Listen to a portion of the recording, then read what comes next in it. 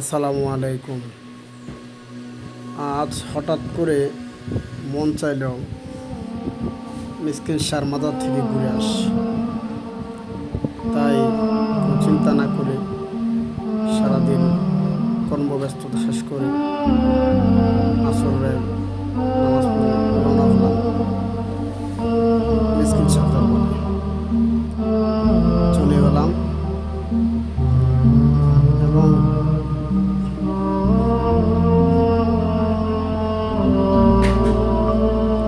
স্ক্রিনের দেখলাম কিছু গোলযোগ হচ্ছে দরবারে। গতকাল রাত্রে গণ্ডগোল মারামারি হয়েছিল, সেই নিয়ে আলোচনা হচ্ছে। আমি দরবারে সামনে এসে দরবার দেখলাম। ওলি আল্লাহদের মাজার জিয়ারত করা বেদাত নয়, এটা ইবাদত বটে। আল্লাহর ওলিদের সহবত পাওয়াটা ভাগ্যের ব্যাপার। দেখুন কত সুন্দর মাজারের পরিবেশটা, খুব সুন্দর, দেখলে মনটা জুড়িয়ে যায়। এই দেখুন চতুর্থ সাইডে এখানে মোমবাতি, আগরবাতি, গোলাপজলের ব্যবস্থা আছে। যে যার মন চায় আর কি নিয়ে যায় মাজারে অর্পণ করে। শাহ মিসকিন শাহ একদম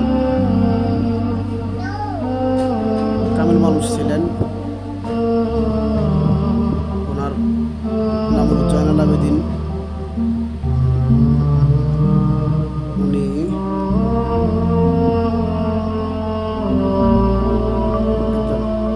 হাজারো মানুষের একজন অনুপ্রেরণা ছিলেন। এমন বন জঙ্গলের মধ্যে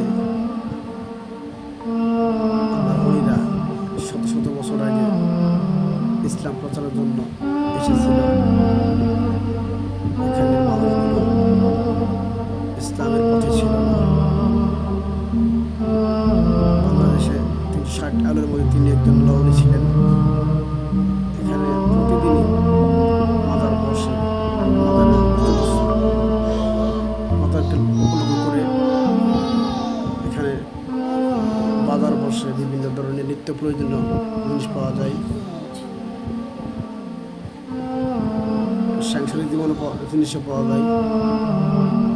মাজারের গেট, এই মাজারে প্রতি বছরের আষাঢ় মাসের শেষ বুধবার দোয়া হয়, বড় দোয়া।